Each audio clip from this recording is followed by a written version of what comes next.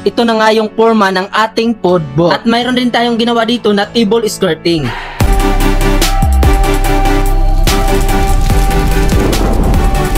Ayan, dito tayo sa simula ng paggawa natin ng pod bot. Ayan, dito guys, kung napapansin nyo ay gumawa tayo dito ng isang haligi na gawa sa ating grass mat. Yes guys, grass mat yung linagay natin na pinakahaligi niya. Kasi mayroon tayong available na grass mat. Mayroon tayong dalawa at saktong-saktong gawin nitong haligi natin. Hindi na rin tayo bumili ng plywood para makasave tayo at okay naman tignan at hindi naman siya halata na wala siyang plywood. O diba, nakasave tayo sa materials. Baka naman gusto mong bumili ng grass mat guys, is nandyan po yan sa ating TikTok account, sa ating videos dyan. Mayroon yung yellow basket. Dito guys ay ina-assemble na nga natin yung para sa gitna guys, dito sa ibabaw na paglalagyan ng ating tarpaulin. At binalutan na nga namin dito ng tela para hindi makikita yung plywood. At napakabilis lang nitong natapos guys kasi marami talagang tumulong. Basta sama-sama at tulong-tulong ay madali lang talaga matatapos. At ito na, tinatayo na natin, so ganito na yung itsura niya. Sakto lang yung lapad niya at yung taas niya, so hindi siya Digimon tignan. At dito naman guys ay tinali natin yung haligi niya dito naman sa ating tent para iwas disgrasya, para hindi siya matutumba. At ayan, tignan nyo naman, ang rami talagang tumulong. Hindi na tayo nahihirapan sa paglagay ng ating mga artificial na mga dahon kasi ayan o, ang rami talagang tumulong. In-explain na lang natin kung ano yung gagawin nila. Yung iba guys ay busy sa paggawa ng hanging basket para sa ating delicacy na pineapple. At yung design natin ay pesta na pesta kasi pesta ng Diyos po ito. Pakakainin po natin yung ating mga kababayan na libre lang at walang babayaran. Pipila ka lang at siguradong busog na busog ka kasi marami talagang pagkain.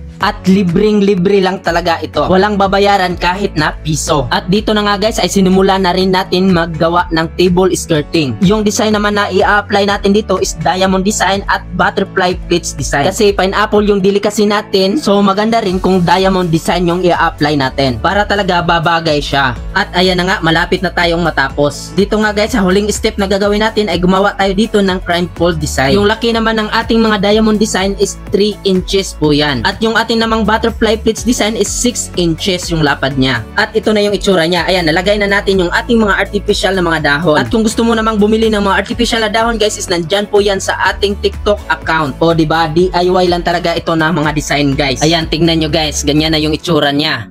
Tapos mayroon pa tayong nakasabit dito ng mga pineapple. Ito na rin yung forma ng ating table skirting guys. Dito sa gitna ay mayroon tayong diamond design at dito sa gilid ay mayroon tayong butterfly pleats design na napakaganda talagang tignan. Isa talaga ito sa paborito kong design. Ito naman yung kabuuhan niya. At salamat po sa panonood guys. Ako pala si Ransky Tutorial and peace.